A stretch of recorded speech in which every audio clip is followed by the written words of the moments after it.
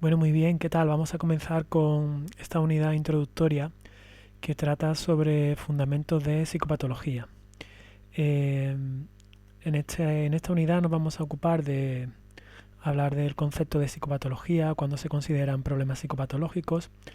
Vamos a describir cuáles son las clasificaciones de tipo categorial. Vamos a hablar de las clasificaciones de tipo dimensional, ¿vale? Que sería otro tipo distinto. Vamos a hablar de aspectos generales sobre la evaluación en psicopatología y asimismo nos ocuparemos de hablar del tratamiento. Bien, comenzamos. Con respecto al concepto de psicopatología, tendríamos que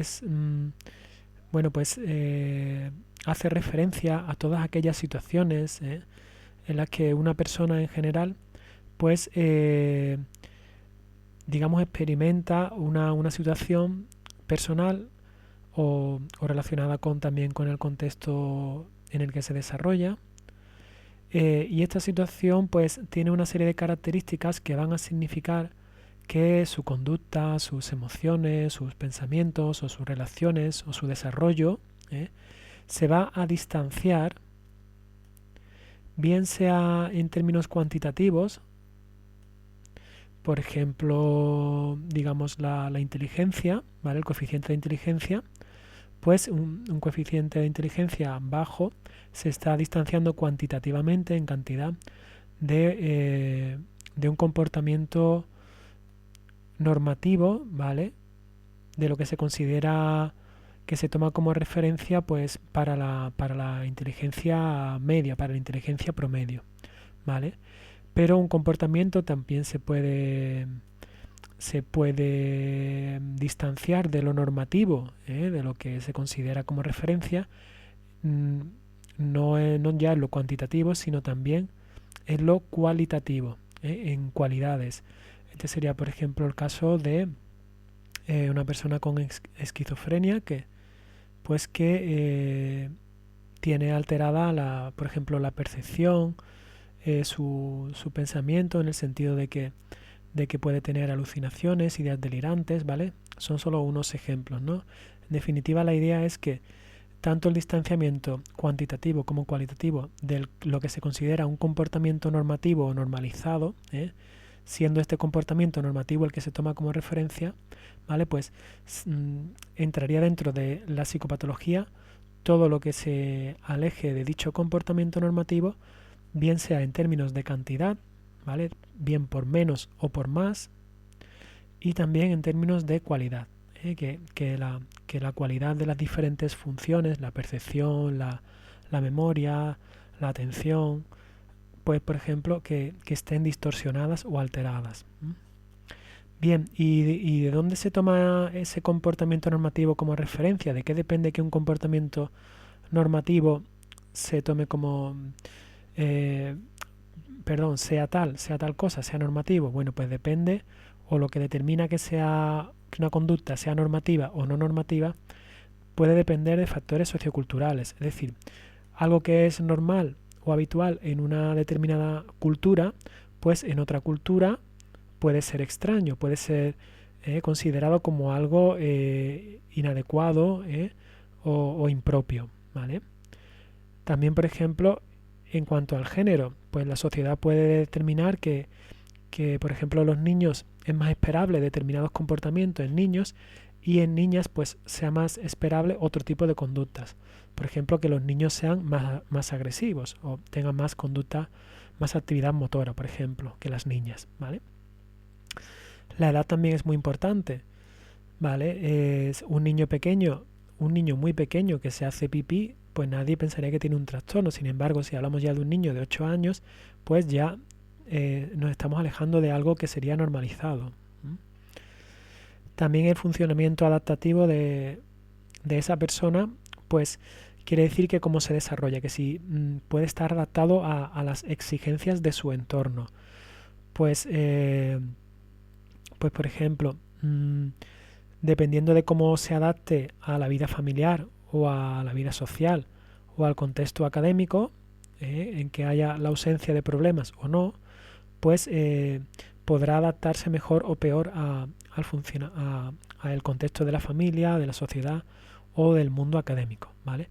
Por lo tanto, si se adapta peor, su funcionamiento adaptativo será peor, pues estaremos más cerca de incluirlo dentro de los ámbitos de la psicopatología. Por ejemplo, en las relaciones familiares o sociales, de habilidades sociales, o a nivel del desarrollo del rendimiento académico. Mientras más problemas tengan, mientras peor sea su funcionamiento, o sea menos adaptativo, pues estaremos más cerca de entrar dentro del terreno de la psicopatología. Bien, vamos a hablar ahora de unas clasificaciones que existen para concretar, para definir cuándo estamos ante un trastorno o no, es decir, cuándo estamos ante un trastorno psicopatológico, ¿de acuerdo? Entonces, vamos a recurrir a clasificaciones para distinguir lo que es un comportamiento normalizado de un comportamiento psicopatológico o de un problema psicopatológico, y dentro de ella pues vamos a diferenciar unos trastornos de otros gracias a estas clasificaciones. Vamos a diferenciar, por ejemplo, el TDAH del autismo o de los trastornos del lenguaje, por ejemplo, gracias a la ayuda de las clasificaciones. Bien, pues por un lado vamos a comenzar hablando de las clasificaciones categoriales, ¿vale? Como indica el apellido categorial, pues recurren a categorías. ¿Qué clase de categorías? Categorías diagnósticas. Vamos a utilizar categorías diagnósticas, es decir, los sujetos, o en nuestro caso los niños, que tengan un problema psicopatológico se englobarían dentro de una categoría que equivale a un diagnóstico. Al incluirlo dentro de una determinada categoría, pues lo que estamos haciendo en definitiva es atribuirle un diagnóstico, ponerle un nombre al problema que tiene según las manifestaciones de esas alteraciones que el niño padece.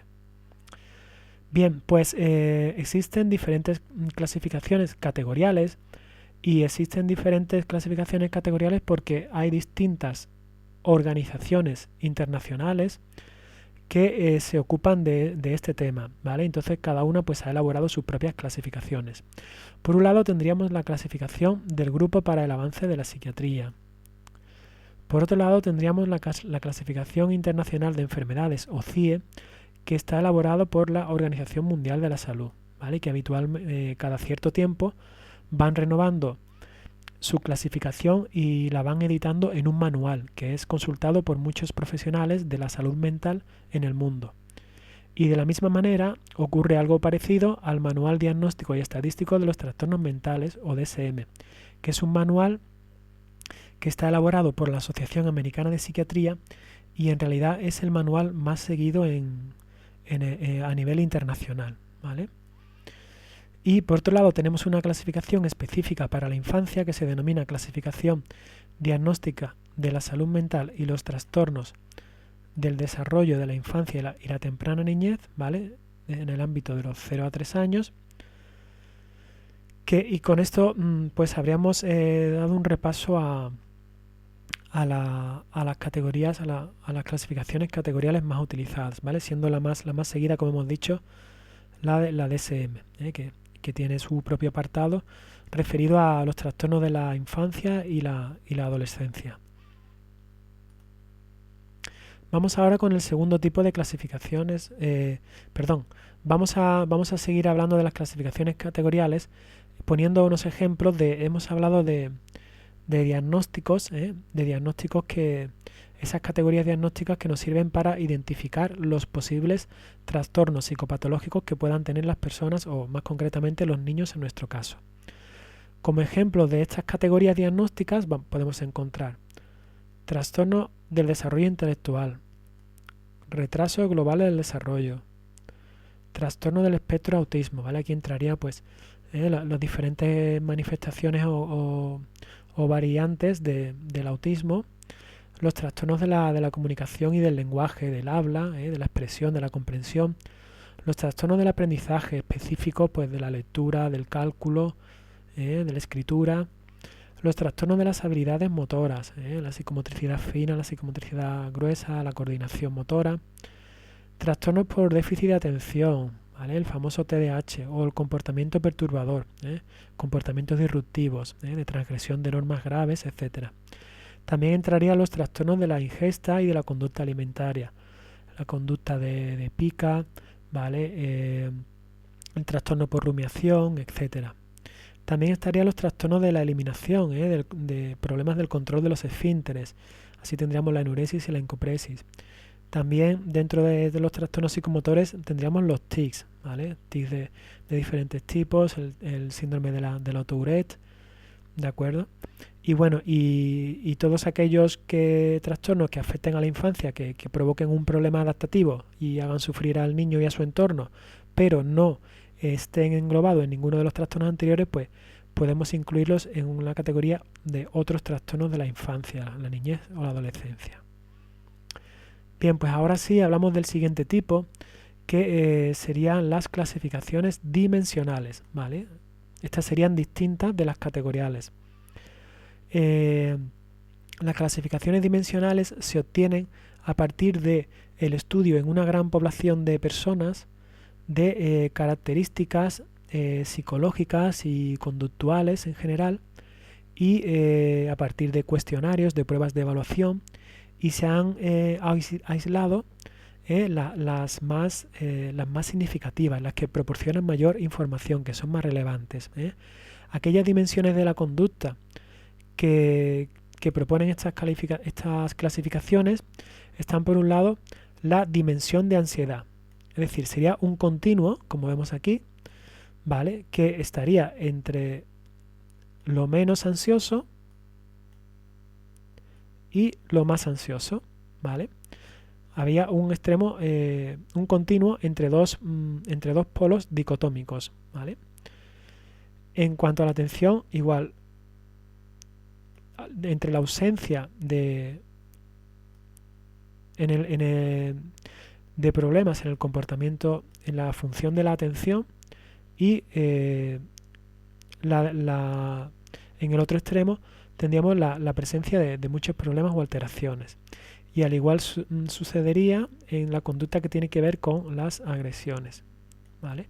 Desde menos a más. Bien, dentro de las clasificaciones dimensionales encontramos a un autor, Achenbach, que ofrece un método multiaxial. Multiaxial significa de diferentes ejes, y este método multiaxial permite recoger información de manera bastante amplia, porque incorpora áreas claves de relevancia para obtener la información. En el eje 1 él establece que se encuentra el informe de los padres. Sería información que es proporcionada por los padres del niño. En el eje 2 hablaríamos del informe de los maestros. Sería información recogida por los maestros, por lo tanto sería relativa al contexto académico. Por otro lado, en el eje 3 tendríamos la evaluación cognitiva, que correspondería a la administración al niño de pruebas de evaluación de las capacidades mentales o intelectuales, etc. En el eje 4 tendríamos el examen físico, pues por ejemplo el peso, la altura, el estado de salud física, ¿vale? Y por último, en el eje 5 tendríamos la evaluación directa del niño mediante la observación de su propia conducta. Bien, continuando con las clasificaciones dimensionales, gracias al estudio de las tres dimensiones que hemos señalado anteriormente, ¿vale?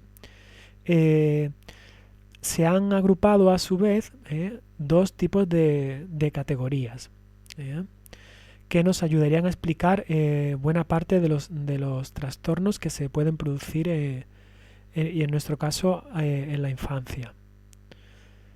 Tendríamos trastornos de la exteriorización. Con ello nos referimos a trastornos en los que el comportamiento se proyecta o se expresa hacia afuera. Se puede manifestar en falta de autocontrol o de infracontrol. O trastorno disocial, transgresión grave de normas.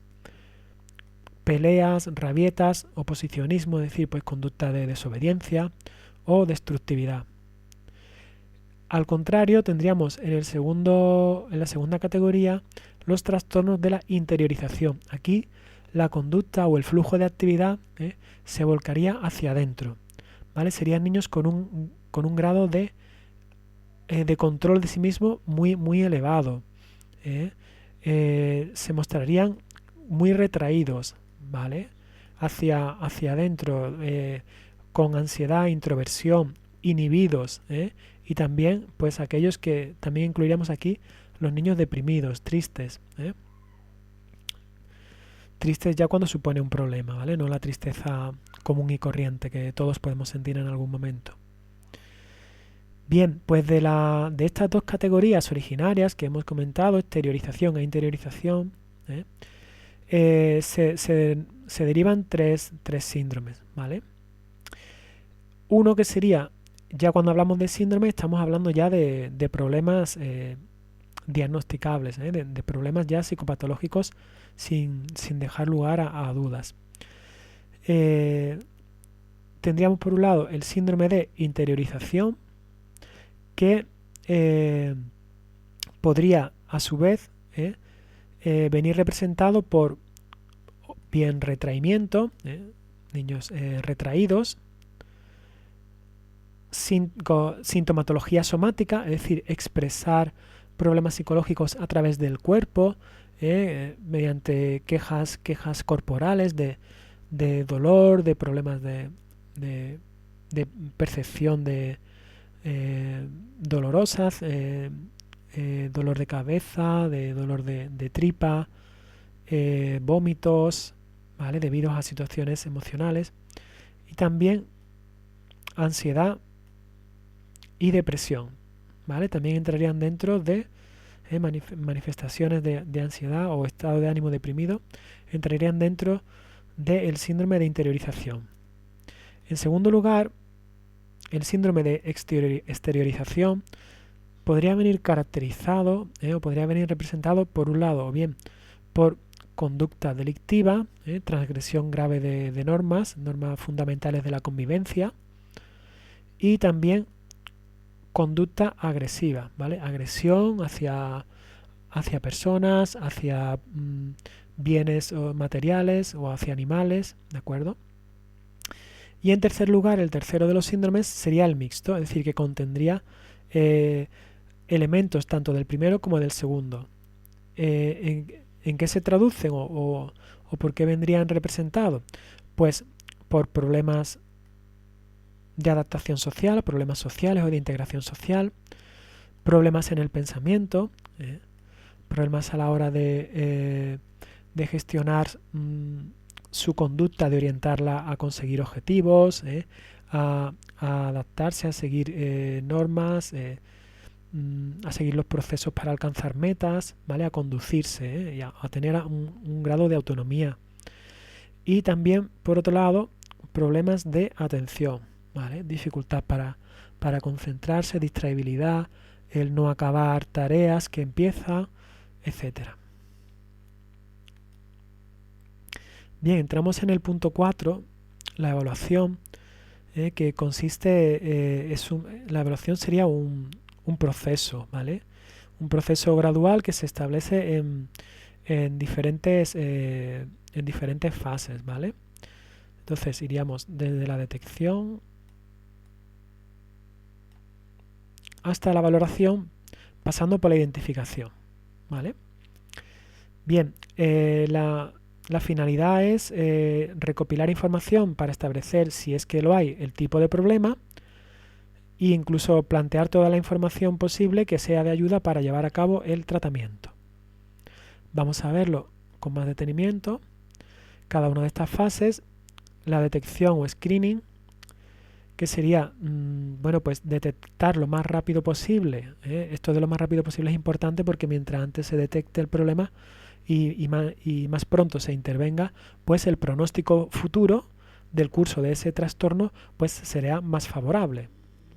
Entonces, se trata de determinar quién padece un trastorno, un problema, de quien no lo tiene, ¿vale? Esto se llama también screening, ¿vale? El cribado, detectar quién tiene un problema y quién no.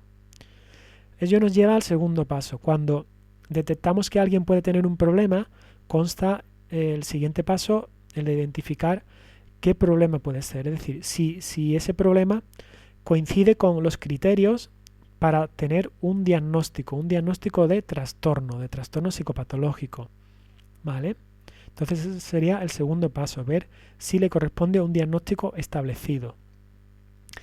Y por último, la dimensión o la fase de valoración nos lleva a conocer aquellos factores que son fundamentales para el tratamiento, es decir, recopilar aquella información que va más allá del diagnóstico, que tiene que ver con las características particulares del sujeto,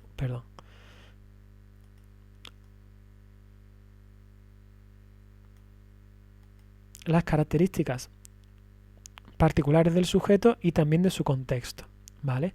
Esta información no suele venir en el diagnóstico. Por ejemplo, dos niños pueden tener el diagnóstico de autismo y sin embargo uno tiene unas estereotipias que tienen que ver con determinados sonidos, otro tiene estereotipias que dan palmetadas, o el primero tiene conductas autolesivas, y entonces tienen características particulares aunque los dos tengan el diagnóstico de autismo. Esto se obtiene en la valoración porque en el diagnóstico no se ofrece esta información tan detallada. Y lo mismo pasa con el contexto, ¿vale? Dos niños con autismo pueden tener unos padres, en el primer caso, que niegan el problema, que no lo quieren ver, por lo tanto actuarán de una manera contraproducente, y en cambio en el segundo caso, pues los padres del otro niño con autismo pueden estar muy implicados y motivados hacia el tratamiento, ¿vale? Pues esta información se obtiene en la valoración. Bien, con respecto a las pruebas de evaluación que se utilizan para recoger información, para llevar a cabo toda la fase de la evaluación, de recogida de información, analizar, para llegar a un diagnóstico y a una valoración, se encuentran por un lado, se pueden utilizar la entrevista, ¿vale? Puede ser semiestructurada o estructurada, siendo esta última más objetiva que la anterior. La observación sistematizada, ¿vale? Una observación planificada y controlada, ¿vale?, de la conducta del niño. Pruebas proyectivas, pruebas en las que se expresan aspectos del mundo interior, de la personalidad, como por ejemplo que el niño haga un dibujo, que dibuje una figura humana, que dibuje una familia, que dibuje un árbol, etc. Pruebas de inteligencia, test para determinar el nivel de inteligencia, el coeficiente, o baterías neuropsicológicas para pues conocer el estado de desarrollo de capacidades neuropsicológicas del niño. Bien, nos acercamos ya al final de esta unidad y vamos a hablar ahora del tratamiento. Para llevar a cabo el tratamiento hay que tener en cuenta una serie de factores para que el tratamiento sea lo más adecuado posible. El tratamiento va a variar dependiendo de el motivo de consulta, ¿vale? Por ejemplo, pueden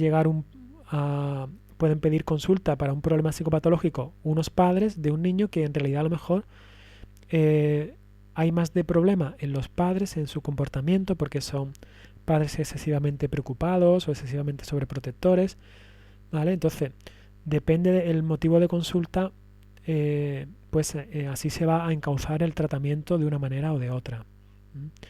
También es importante las características psicosociales de los padres, pues los padres a lo mejor pueden llegar a consulta ya con el niño a pedir ayuda a un profesional, pues estando ya agotados o muy frustrados por la incapacidad de ayudar a su niño, ¿vale? Entonces es importante tener en cuenta su estado emocional, cognitivo, etc. También es importante tener en cuenta el nivel de desarrollo del niño, ¿vale? Como hemos señalado antes, lo que en una edad es un problema, en otra edad no tiene por qué ser un problema.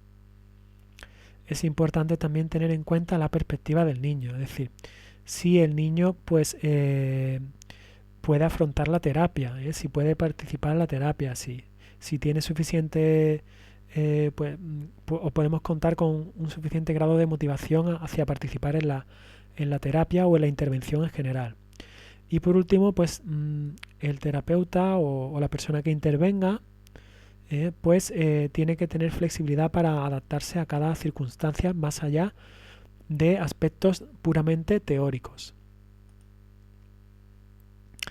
Bien, en cuanto a las modalidades de tratamiento, las distintas formas en las que se puede prestar un tratamiento o una ayuda profesional, se encuentra por un lado la psicoterapia individual, terapia psicológica de tipo individual, ¿vale? Ofrecida en este caso al niño en primera persona. Pero también con determinados niños, determinadas edades y determinados tipos de problemas se pueden agrupar, y realizar terapias de grupo. También estaría la terapia de juego, la cual se interviene a través de juegos en la que los niños pueden expresar sus conflictos o enfrentar determinados problemas o exteriorizar determinados problemas a través del juego. También se puede intervenir a través de escuelas de padres, escuelas en las que se presta formación para comprender o entender mejor el problema de sus niños y saber cómo actuar. También en dispositivos de internamiento, especialmente en aquellos casos más graves, en unidades de salud mental o de hospitalización infantil o de centros específicos de internamiento. Y por último también encontramos la farmacoterapia, el uso de fármacos para tratar determinados problemas, problemas de salud mental, ¿vale? Con esto habríamos descrito los diferentes tipos de tratamiento. Bien, y hasta aquí hemos llegado al final de esta primera unidad en la que nos hemos ocupado de los fundamentos de la psicopatología, describiendo el concepto de la misma, hablando de clasificaciones categoriales y dimensionales, y ya por último hablando de los pasos para llevar a cabo una evaluación y las características que debe tener un tratamiento adecuado. Así que con esto damos por terminada pues esta unidad.